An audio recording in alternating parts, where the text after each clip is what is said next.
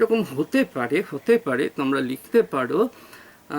সেটা হচ্ছে এই যে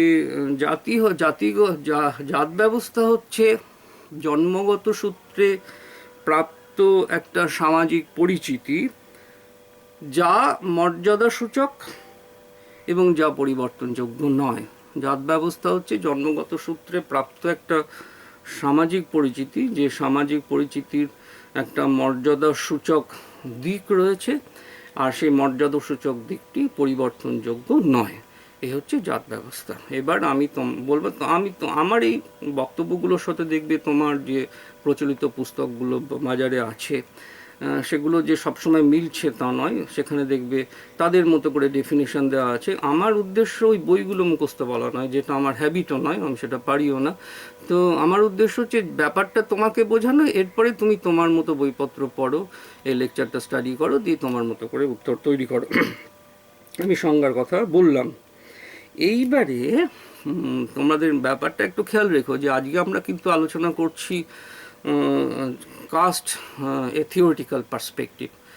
এরপরে আমরা যে পয়েন্টটাতে যেতে পারি সেটা হচ্ছে এই যে there is a difference between varna system and caste system. বর্ণ ব্যবস্থা এবং জাত ব্যবস্থা এক নয়। এবং ভারতীয় সমাজে আমরা জাত বলতে অনেক সময় বর্ণ বুঝি, বর্ণ বলতে অনেক সময় জাত বুঝি, কিন্তু এই দুটোকে গুলিয়ে ফেললে চলবে না। সমাজবিজ্ঞানের ব্যাপারে, সোশিওলজি পার্টিকুলারলি এ ব্যাপারে এবং সমাজ বিজ্ঞানীরা এ ব্যাপারে একমত যে ভারতীয় সমাজ ব্যবস্থাকে বুঝতে গেলে বর্ণ ব্যবস্থার মধ্য দিয়ে বোঝা যায় না।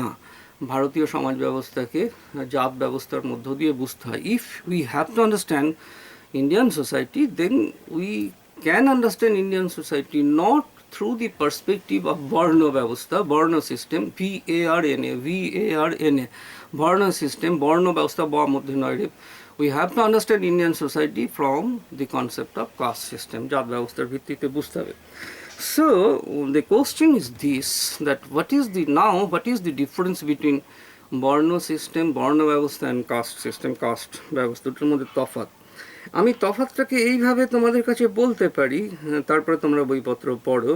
সেটা হচ্ছে বর্ণ ব্যবস্থাটা বাস্তবে নেই, আইডিয়ালে আছে। আর কাস্ট সিস্টেমটা হয়তো আইডিয়ালে নেই, হয়তো শব্দটাই বলছি, আইডিয়ালে নেই বা আইডিয়ালে নেই, কিন্তু বাস্তবে আছে। তাহলে কাস্ট সিস্টেমটা বাস্তবে আছে, এবং সমাজ ব্যবস্থাটাকে সঠিকভাবে সত্যভাবে বুঝতে গেলে ওই বাস্তবে যেটা অবস্থান করে কাস্ট, সেটার ভিত্তিতে বুঝতে হবে। আর বর্ণ ব্যবস্থাটা বাস্তবে যেহেতু নেই আদৌ, অতএব সেই বর্ণ ব্যবস্থাকে বুঝে ভারতীয় সমাজ ব্যবস্থাকে বোঝা যায় না, এটা আমি বলতে চাইছি। এই হচ্ছে ব্যাপারটা। তো বর্ণ আর কাস্ট নিয়ে এই যে কথাটা আমি বললাম, তফাৎটা, সেটাকে আরেকটু ক্ল্যারিফাই করা দরকার বলে আমার মনে হয়।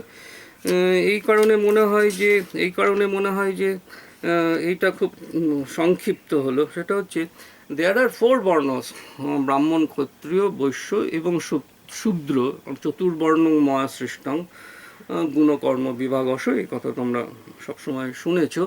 তো আসলে বর্ণ 4টে নয়, চতুর্বর্ণ না, বর্ণ 5টা। ব্রাহ্মণ, ক্ষত্রিয়, বৈশ্য, শূদ্র, এলা হচ্ছে, আমি বলছি এটা থিওরিটিক্যাল, এটা হচ্ছে আইডিয়াল আছে, বাস্তবে কিন্তু এগুলো কোনোটাই তোমরা মেলাতে পারবে না। এই যে 4টে বর্ণের কথা বলছি, এরা জলচল মানে এরা অস্পৃশ্য নয়, দে আর নট আনটাচেবলস, দে আর টাচেবলস।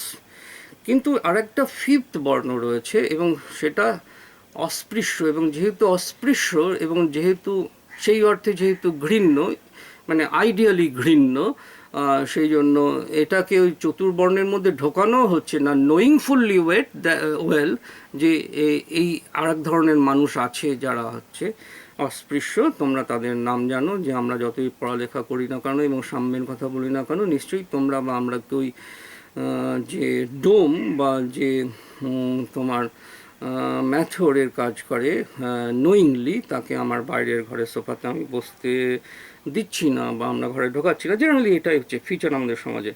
তো আমি যেটা বলছি সেটা হচ্ছে বর্ণ 5টা, কিন্তু তবুও বলছি ভারতীয় সমাজ ব্যবস্থাকে বর্ণের ভিত্তিতে বোঝা যায় না, ভারতীয় সমাজ ব্যবস্থাকে জাতের ভিত্তিতে বুঝতে হয়। জাত যদি 3,500 থেকে 5,000 হয়, আমি 3,500ই ধরছি, তাহলে তুমি এই 3,500 জাতকে এই 4টে বা 5টা জাতের বর্ণের মধ্যে ঢোকাবে কী করে? এই প্রশ্নটা সমাজবিজ্ঞানীরা তুলেছেন। আবার প্রশ্নটা আমি বলছি, 3,500 এই যে বিপুল সংখ্যক জাতকে তুমি মাত্র 5টা বর্ণের মধ্যে কোথায় ঢোকাবে?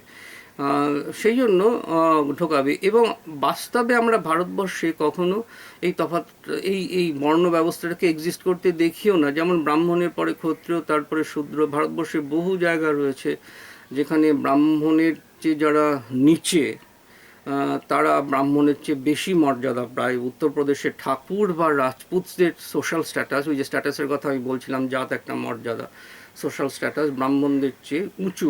পশ্চিমবঙ্গে বসে বা বিহারে বসে, বিহারেও অনেক সময় উঁচু, পশ্চিমবঙ্গে বসে তুমি বা বাংলাদেশে গিয়ে তুমি এই ব্যাপারটা ঠিক বুঝতে পারবে না। সেই জন্য এই যে বর্ণ ব্যবস্থার ওই যে স্ট্র্যাটিফিকেশনটা বাস্তবে কিন্তু ভারতবর্ষে এক্সিস্ট করেই না। আর ভারতবর্ষের প্রত্যেকটা রিজিয়নে কাস্ট সিস্টেম গ্রো করেছে সেই রিজিয়নের মতো করে, এবং সেই রিজিয়নের মতো করেই তোমাকে ভারতবর্ষের সমাজ ব্যবস্থাটাকে বুঝতে হবে। Brahmin as a caste, Brahmin not as a varna, প্রত্যেকের ক্ষেত্রে এটা দিস ইজ দি ওয়ে, এটা আমি বলতে চাইছি। আসলে তোমাদের যদি আরও কোনো প্রশ্ন থাকে পরে এটা তোমরা আমাকে করো, কেমন? আমি এরপরে যে বিষয়টার মধ্যে ঢুকতে চাইছি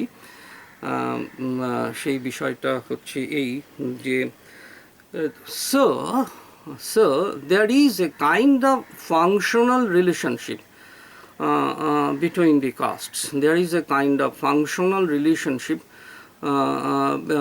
between the castes. ফাংশনালিজম হচ্ছে একটা তত্ত্ব যাকে আমরা বাংলায় বলতে পারি, তুমি লিখতে পারো কর্মনির্বাহী তত্ত্ব।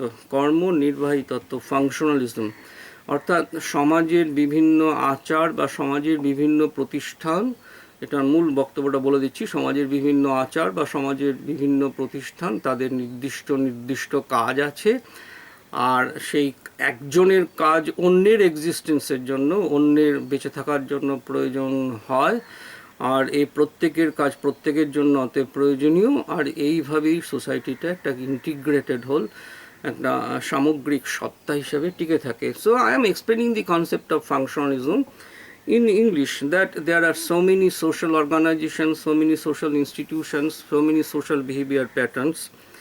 Each and every institution, behavior pattern, organization has a particular function, and each function of each organization or institution is needed for the existence of other organization and other institutions. So in this way, society is keeping its integrity. Society is remaining as a kind of integrated whole. Society is existing in this way that the function of each and every organization is needed for the existence of other organizations.